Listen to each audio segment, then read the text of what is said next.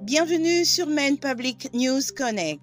Des reportages ont été diffusés la semaine dernière sur la radio publique du Maine. Maine Public News Connect a été conçu avec l'organisme Maine Immigrant Rights Coalition, particulièrement avec l'aide d'autres organismes tels que Present Maine, Gateway Community Services Maine, ainsi que la communauté congolaise et angolaise du Maine.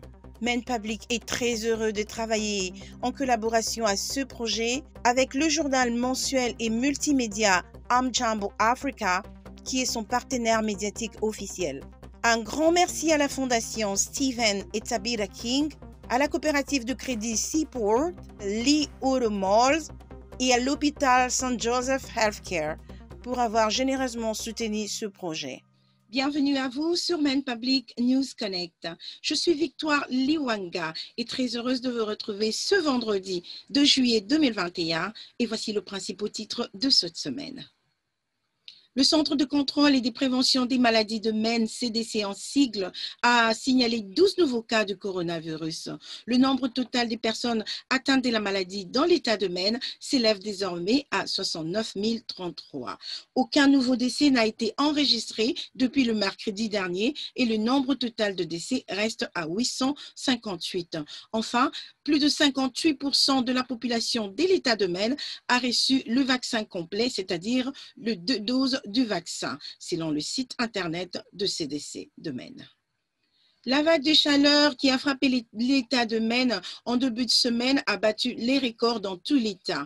Les villes de Portland et d'Augusta ont connu les températures maximales les plus élevées jamais enregistrées pendant le mois de juin. Les températures maximales ont atteint jusqu'à 90 degrés dans la majeure partie de l'État en début de semaine. Signalons que les températures du week-end devaient être plus fraîches, beaucoup plus fraîches, avec des températures maximales de 60 degrés Celsius dans la majeure partie de l'État. Et on signale également les averses généralisées.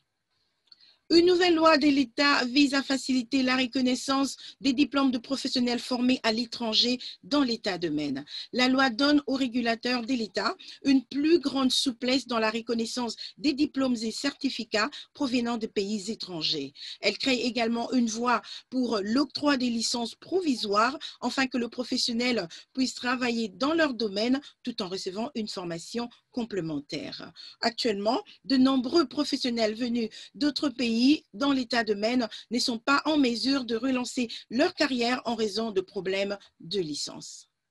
Le Centre de contrôle et de prévention des maladies de Maine, CDC, a identifié un cas de virus de Powassan chez un résident du comté de Waldo. C'est le premier cas dans l'État cette année. Cette maladie rare qui peut être transmise par le tic.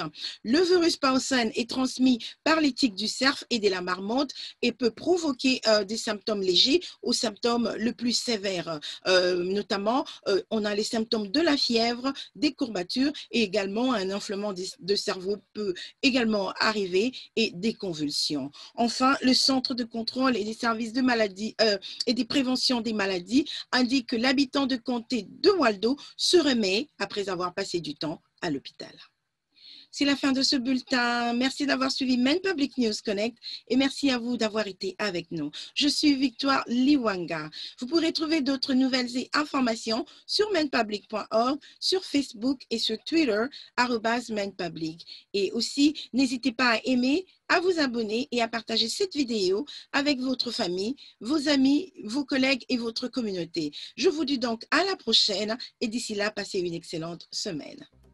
La Fondation Stephen et Tabitha King est en train de promouvoir, de renforcer et de soutenir les communautés du Maine.